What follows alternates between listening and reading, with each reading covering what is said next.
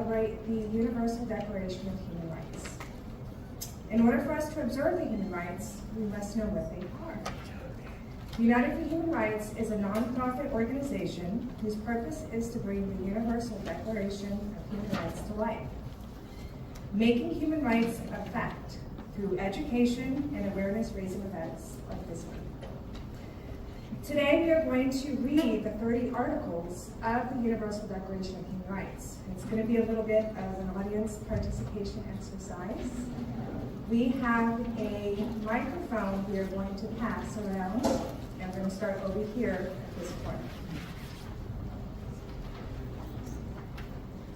In your chairs, there was a copy of the abridged version of the UDHR. Do you want to pull them out?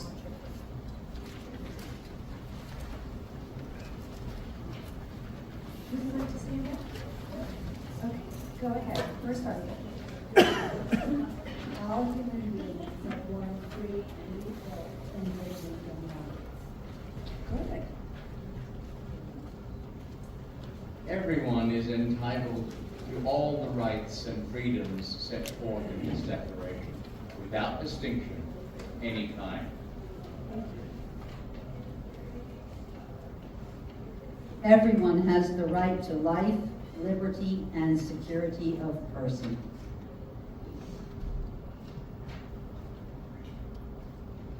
No one shall be held in slavery or servitude.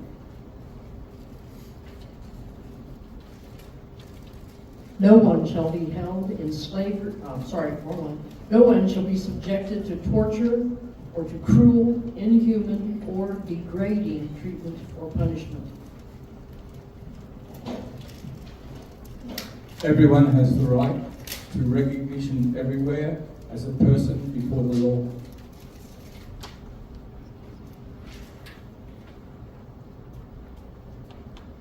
All are equal before the law and entitled without discrimination to equal protection of the law. Good. Everyone has the right to an effective remedy by the competent national tribunals for acts violating the fundamental rights granted him by the Constitution or by.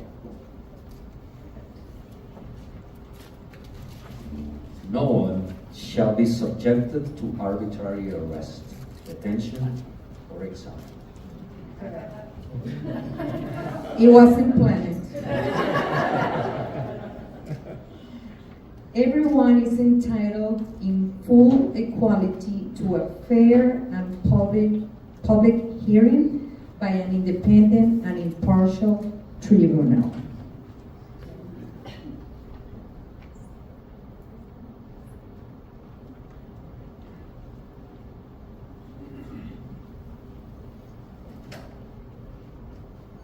Everyone charged with a penal offense has the right to be presumed innocent until proven guilty. No one shall be subjected to arbitrary interference with his privacy, family, home, or correspondence, nor to attacks upon his honor and reputation. Everyone has the right to freedom of movement. Everyone has the right to seek and to enjoy in other countries asylum from persecution.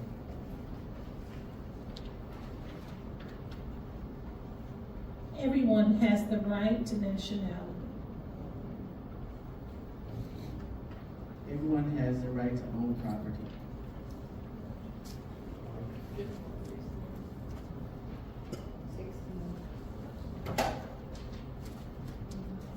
Men and women have the right to marry and to found a family.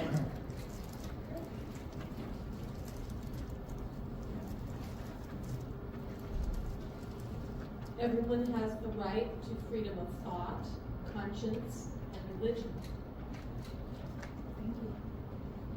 Everyone has the right to freedom of opinion and expression. Everyone has the right for freedom of peaceful assembly and association.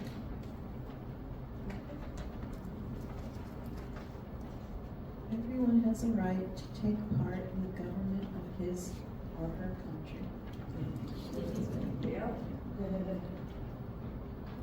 Everyone as a member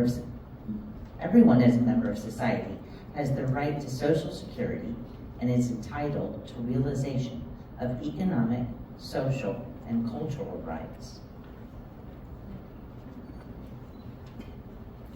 Everyone has the right to work. Everyone has the right to form and to join trade unions. Thank you.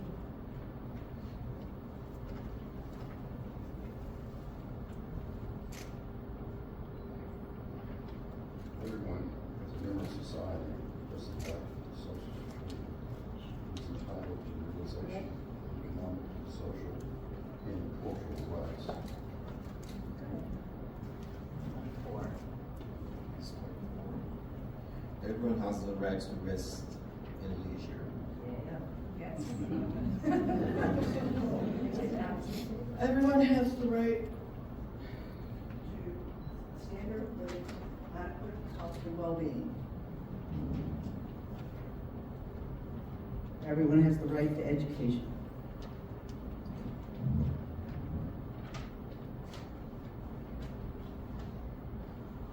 Everyone has the right to freely participate in the cultural life of the community. Everyone is entitled to a social and international order of human rights and freedom set forth in the current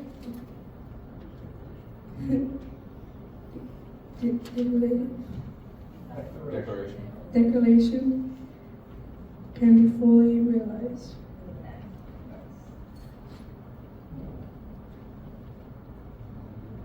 Everyone has duties to the community.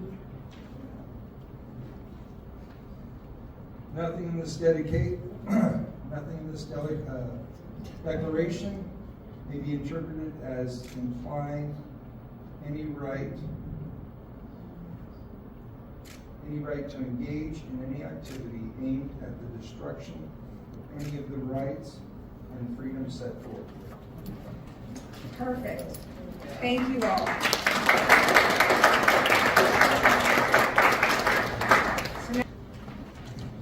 Okay, now to introduce professional painter and artist for a better world, member Diane Woods.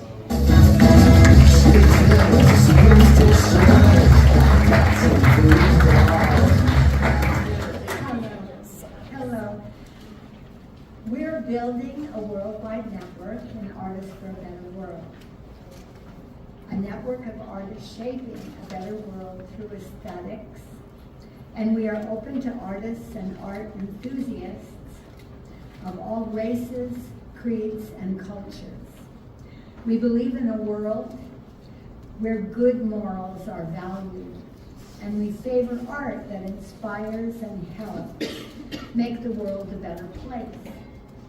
Our motto is artists uniting to make a difference, and we are honored by your presence here. For this competition, we had a panel of judges from the art world and the world of human rights.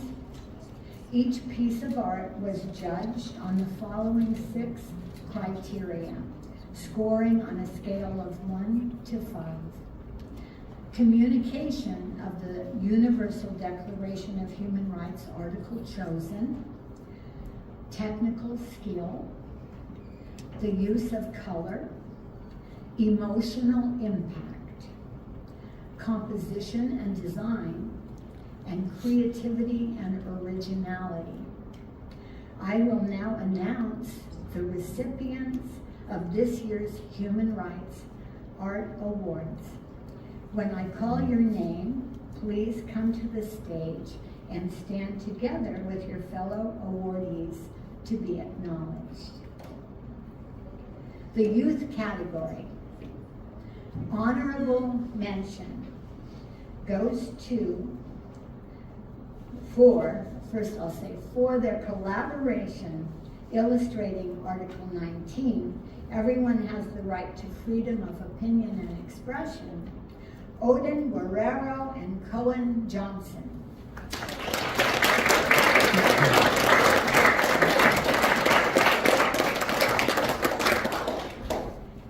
All right, where is Odin? There is Cohen. Okay, we'll continue. The third place for Article 4, no one shall be held in slavery or servitude, goes to Aurora Betelion.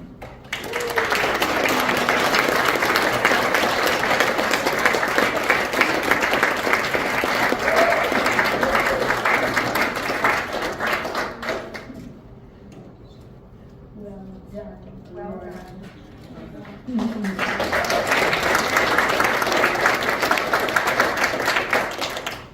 All right.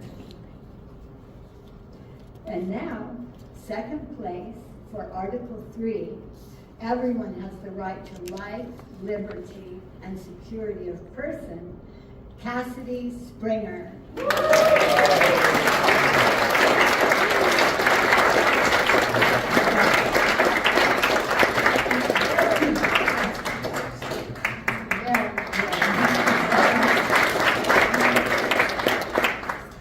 All right, and for first place in the youth category, for Article 3, everyone has the right to life, liberty, and security of person, Sophia Elias.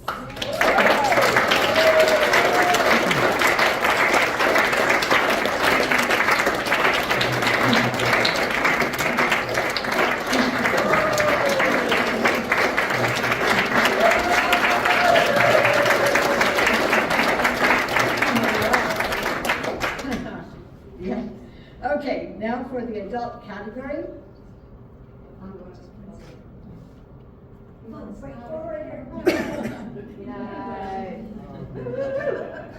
Thank you, guys.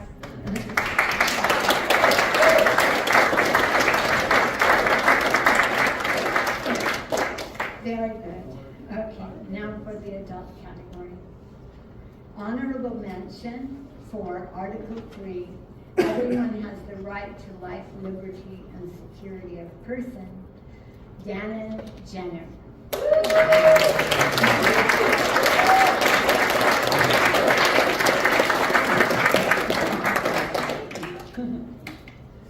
All right. And third place for everyone is entitled to all the rights and freedoms set forth in this declaration without distinction of any kind, Sean Davis.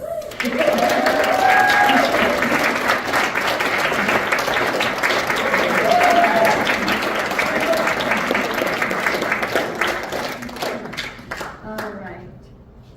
Second place for Article 5, no one shall be subjected to torture or to cruel, inhuman, or degrading treatment or punishment, Tim Holcomb.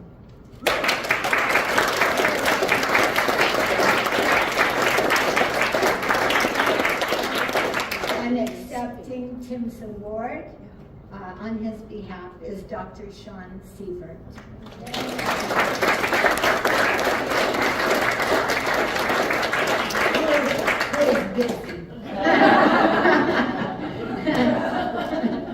Okay, and first place for Article 3, everyone has the right to life, liberty, and security of person, Ian Miles.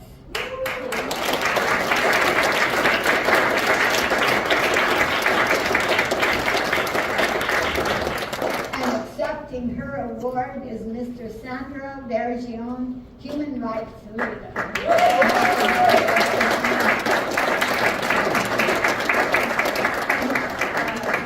Good. Okay, now I would like to invite Sean Davis to please tell us about the work that you have done for this contest, a little bit about that beautiful painting that we see out in the lobby. Wow, I wasn't expecting that.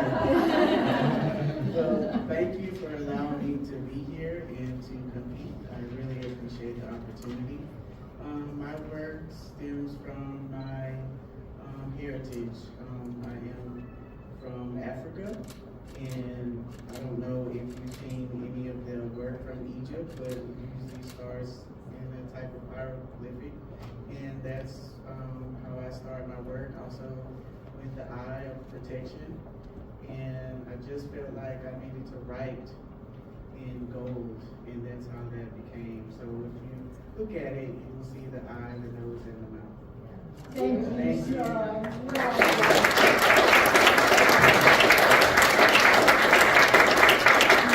All right, let's thank them all for these uplifting expressions in support of the rights that we hold dear.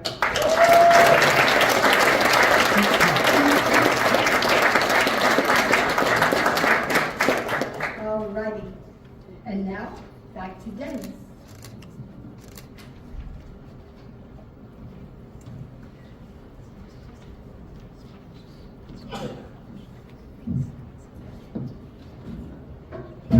Fantastic. Our next speaker is a poet, editor, community builder, and human rights advocate who emerged onto the poetry scene in the late 1990s, winning Austin International Poetry Festival Christina Sirgavana Award and Poetry Superhighway's first favorite poet in 1998. She took on a central role in Austin's vibrant poetry scene as poetry counselor for youth at Safe Place Domestic Abuse Shelter, board member for Austin International Poetry Festival, U.S. poetry editor for X Magazine, published in London, to name just a few of her accomplishments in that period. In 2005, she collaborated with internationally recognized poet Larry Jaffe to launch Poets for Human Rights, turning the 30 articles of the Universal Declaration of Human Rights into poetry prompts for poets internationally, and for 2 global poetry contests. The Holocaust Museum in St. Petersburg, Florida, hosted the first award event.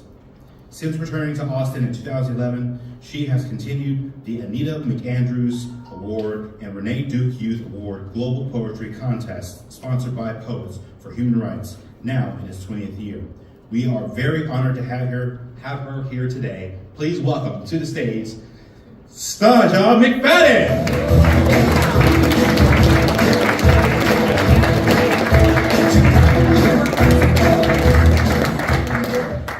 Thank you. Welcome. Does my heart good to see a full house celebrating human rights? Yes. Yes. Can you imagine this in every town hall, in every school, in every government meeting, in every country? Okay, if we can imagine it, it can occur. Yes. Yes. I have a message to the poets. Poetry is life, sieved through the senses of the poet. You are life's sponge, absorbing everything around you. You are historian, soothsayer, mender of pain, herald of spring and of hope, devil's advocate opposing the status quo, chronicler of passions, enemy to injustice, spokesperson for the mute of spirit, 3 feet behind the head of the world as it is, witnessing, healing. You are the only person who sees what you see through your eyes. Carry on.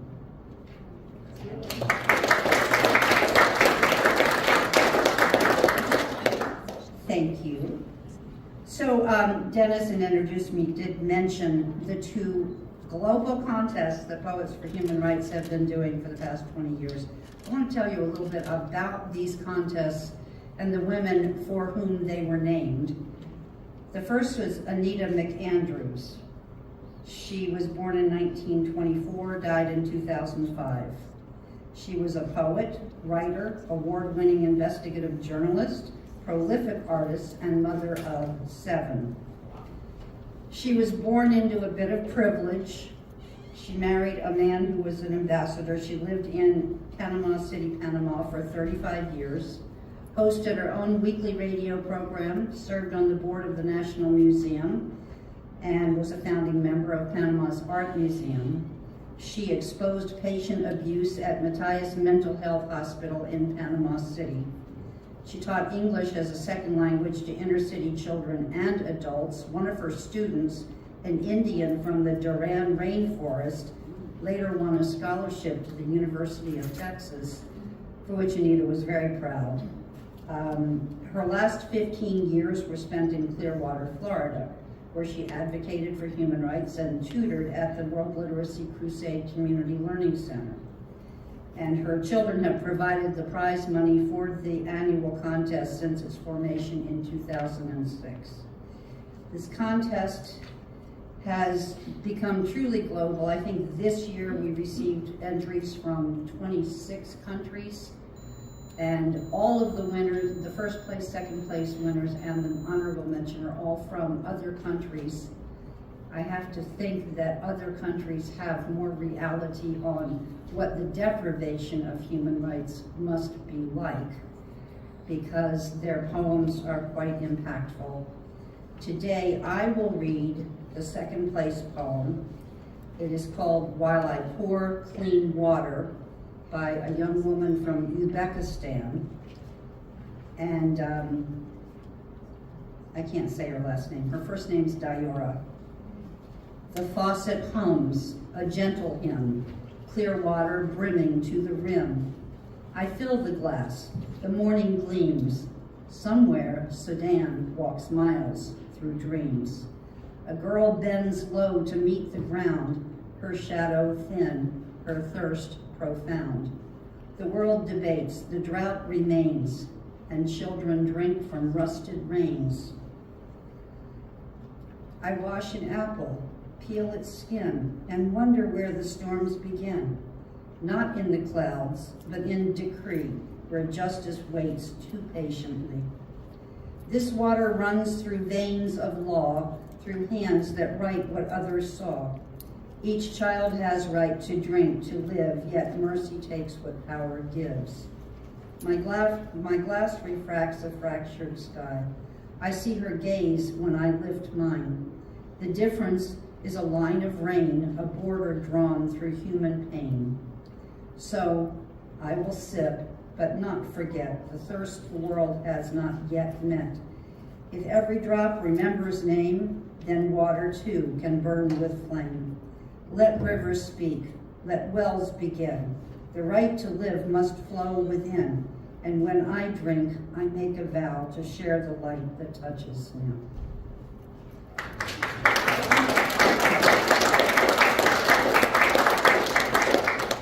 I'm sure that she will be pleased to know that she was well received.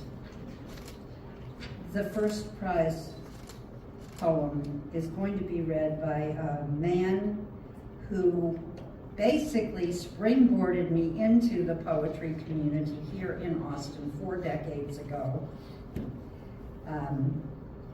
He's known by Spirit Tom. He's a prolific Australian-American poet known for his improvisational freeform style and extensive body of work with tens of thousands of poetry broadsheets. I forget how many chapbooks now. The research I did said 55, but I think it's more like 125. Multiple CDs. He was the Texas Beat Poet Laureate. For those who don't know, beat is like beatnik. It was a style of poetry and music and literature arising after World War II for people who wanted to see things change. And he was the Texas Beat Poet Laureate from 2020 to 2022. He has mentored innumerable poets locally and internationally and continues to host poetry events and open mics. I believe he has one tonight at Kick Butt Coffee House. But he has come today to read the winning poem. Please welcome Spirit Tom.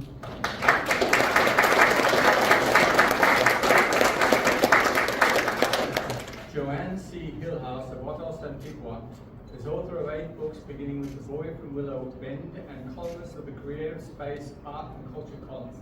Her poetry has been published in the Caribbean and internationally, including in BIM, Arts for the 21st Century, the Columbia Review, the Caribbean Writer, and PEN America. When you hear the term 108, that's a square miles of the island of Jamaica. When you hear the word little, it means small. When you hear the word talawa, it's Jamaican patois, word meaning strong, fearless, strong-willed, more significant, and was more quiet than it would appear, not to be underestimated. Small island. When Solo sang, "We bigger than them, we children then," missed the bravado behind the sentiment of the calypso. 108 was a number we knew, and it was big, bigger than the distant moon, and all the space in between, and just as bright as the sun at midday, when it beat back shadows with a vengeance. We were the mighty sun and the steady moon, and as uncountable as the stars, and soon the world would know it. This fierce pride that beat in our chest, our little but Talawa usness, that we were small and poor, discounted and powerless, never occurred to us.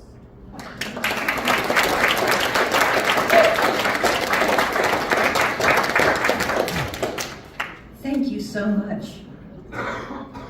The judge for the adult contest is a very noted poet in our community, Catherine Durham Oxmiller Garza. She could not be with us today because she had something else to do. You know Catherine, right? She's a professor emeritus from Houston-Tillotson University in English. She also organizes the Round Top Poetry Festival. She is retired and she now just devotes herself to writing and art and gardening, and what a great life, and she really enjoyed judging these poems. For the youth contest, I want to tell you about Renee Duke. She was one of the founding members of the Poets for Human Rights. I met her late in her life. She was also born of privilege in New York City to a society attorney and a socialite mother, as their father was the attorney. She got a degree in fine arts at Radcliffe University. She married a gentleman named Tenor Eccleberry in 1948. They began a series of overseas postings in Toronto, Puerto Rico, Caracas, Paris, Brussels. They had 6 sons, and then they divorced in 1969. In Paris, Renee was trained at the Beaux-Arts, the School of Beaux-Arts, and that's pretty prestigious. She had a promising career as a fine artist with one-man shows in Paris, Boston, Caracas, Los Angeles, but something happened. This is, anybody who knew Renee has heard this story. She was hosting a reception in Paris in her apartment for Salvador Dali, who was one of the most famous artists of the 20th century. And he came to the reception. She was about to present her sons, all 6 of them, prepared to greet the guest of honor, and had them lined up. And you got to understand, Salvador Dali, if you were in his circle, your career was set. You know, it's like Andy Warhol kind of fame. So she was going to present her sons to Salvador Dali, and he said,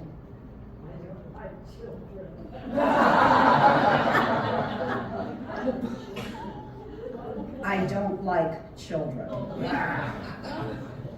So Renee kicked him out.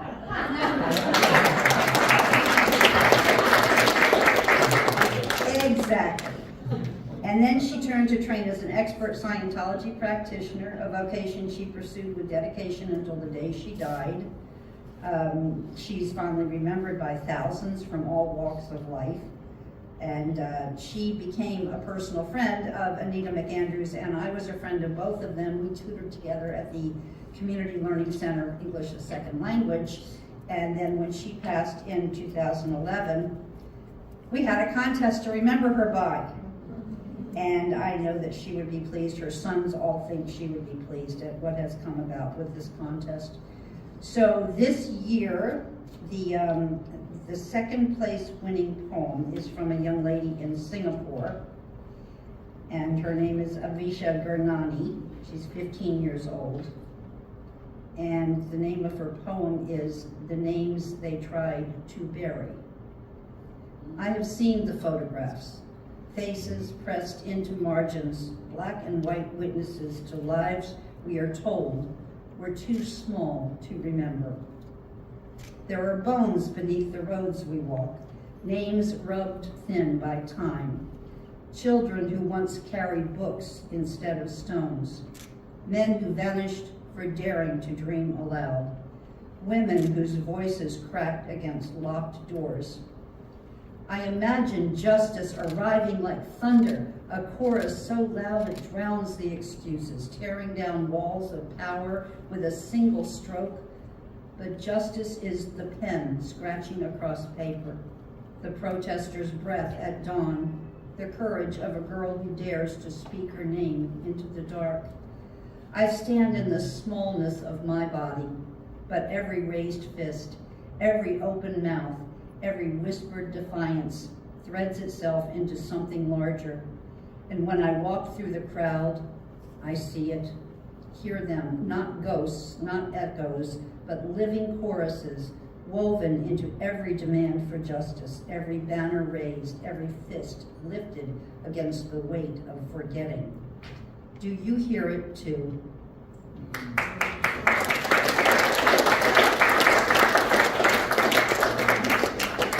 I remind you, that was a 15-year-old. Yes. And then I would like to call up my daughter, Michelle, to read the first place winner for the youth contest. This is a tradition we have established. Please welcome Michelle Reeves.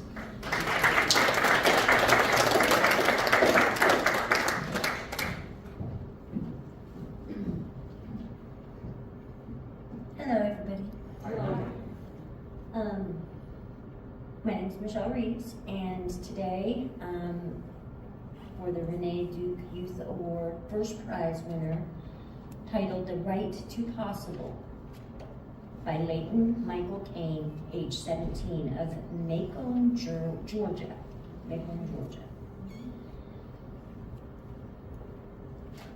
Last week in biology, we learned how the heart keeps beating, even when the brain falters, as if the body insists on survival before it knows what to do with it.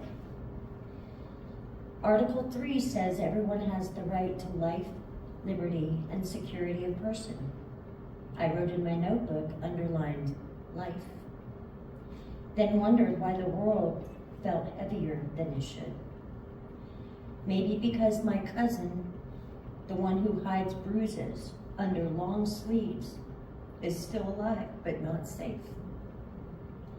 Maybe because I've never heard the world apologize for making children the proof that rights can fail. Maybe because some lives are technically spared while their days are held together only by instinct, only by breath, only by the small rebellions that keep a person going. The right to life, as if staying alive is enough. But I think the Declaration meant something bigger. The right to look at the sky without bracing, to walk through a doorway without fear,